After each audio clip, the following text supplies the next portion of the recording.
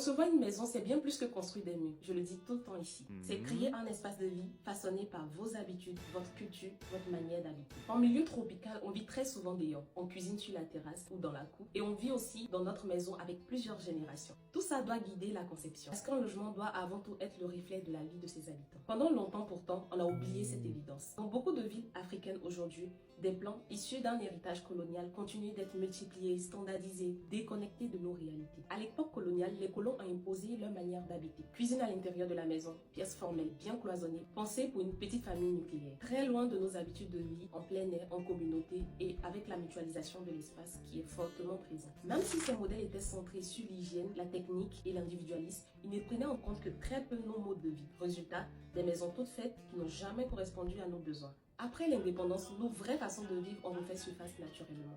On a compris qu'il fallait remettre nos réalités quotidiennes au cœur de la conception architecturale. Mais malgré cette prise de conscience, on a souvent continué à recopier ces modèles sans même les questionner. Il est grand temps de penser des espaces pour nous, qui partent de notre manière de vivre. C'est un retour au bon sens. Pensez d'abord aux habitants, puis après aux murs.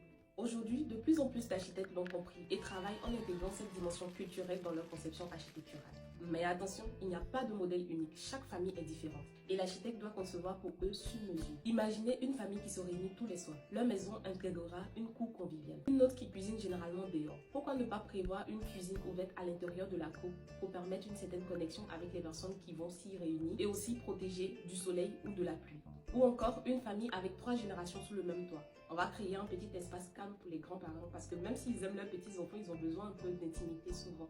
Et privilégier un bel aménagement à l'intérieur de la cour pour permettre de se retrouver ensemble. Chaque maison doit épouser la vie de ceux qui l'habitent. Il n'y a pas de plan miracle. Le meilleur plan, c'est celui qui vous ressemble. Retenez ceci. Une architecture humaine, c'est une architecture qui s'adapte à ceux qui vont y vivre et pas l'inverse. Si cette vidéo t'a apporté, sauvegarde, like, partage et abonnez-vous pour ne pas manquer les autres vidéos de la série sur les clés pour concevoir en milieu tropical. Merci.